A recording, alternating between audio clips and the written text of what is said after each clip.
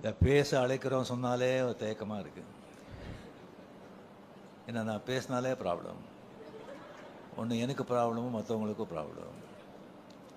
ஏதாவது ஏதாவது வந்து கழுப்பிட்டே இருப்பாங்க, ஏதாவது பேசிகிட்டே இருப்பாங்க. நான் சும்மா இருந்தால் இவர் என்ன பேசவே மாட்டேங்கிறாங்க, வாயில் என்ன கொலை கட்டே வச்சுருக்காரா அப்படின்னு சொல்லி கலாட்டா பண்ணுவாங்க, கிண்டல் பண்ணுவாங்க. பேசுனா இப்போ பேசு அப்படின்னு சொல்லுவாங்க.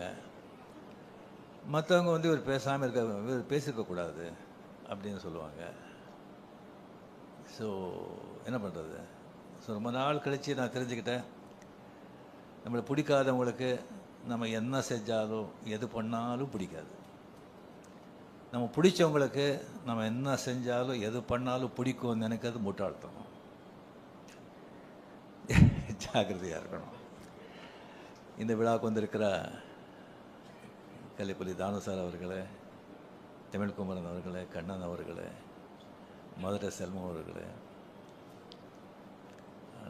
சிம்ரன்ஜி அண்ட் பத்திரிகை நண்பர்கள் அனைவருக்குமே என்னுடைய அன்பார்ந்த வணக்கங்கள். முக்கியமாக வந்து கமல்ஹாசன் சார் அவர்கள் அண்ட் அஸ்வத் மாரிமுத்து.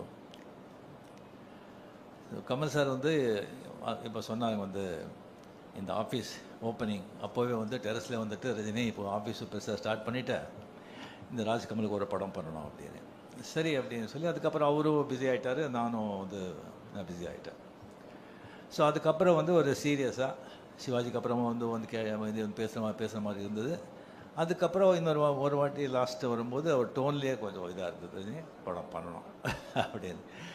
சரி சார் நம்ம பண்ணலாம் அப்படின்னு சொல்லிட்டு இது வந்து டைரக்டர் வந்து ஆக்சுவலாக பார்த்திங்கன்னா அஸ்வத் மாரிமுத்து வந்து இது 4வது டைரக்டர்.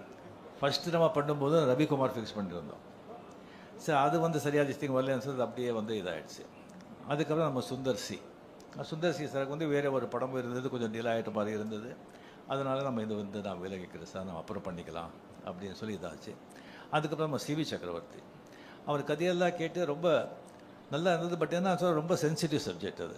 அது ஒரு கம்ப்ளீட்லி ஒரு நியூக்ளியர் சயின்டிஸ்ட் பற்றி, அந்த நியூக்ளியர் வெப்பன்ஸ் பற்றி, ஷூட்டிங் ஆப்கானிஸ்தான், ரஷ்யா, அந்த மாதிரியெல்லாம் ஒரு ரொம்ப நைஸ் சப்ஜெக்ட். பட் ரொம்ப ரொம்ப சென்சிட்டிவ், ரொம்ப ரொம்ப ஜாகிரதையாக டீல் பண்ணுறோம், டைம் கன்சியூமிங். ஸோ அதனாலே வந்து அதை வந்து நம்ம அப்புறம் இது பண்ணிக்கலாம் அப்படின்னு சொல்லும்போது தான் அஸ்வத் மாரிமுத்துவை நம்ம வந்து இந்த படத்துக்குள்ளே வந்தார். இப்போ கமல் முதலே சொன்ன மாதிரி இந்த டென்ஷன் எனக்கு வந்து ஏன் அப்படின்னு சொன்னால், கமல் வந்து கூப்பிட்டு ரஜினி நான் கதையும் கேட்க மாட்டேன்,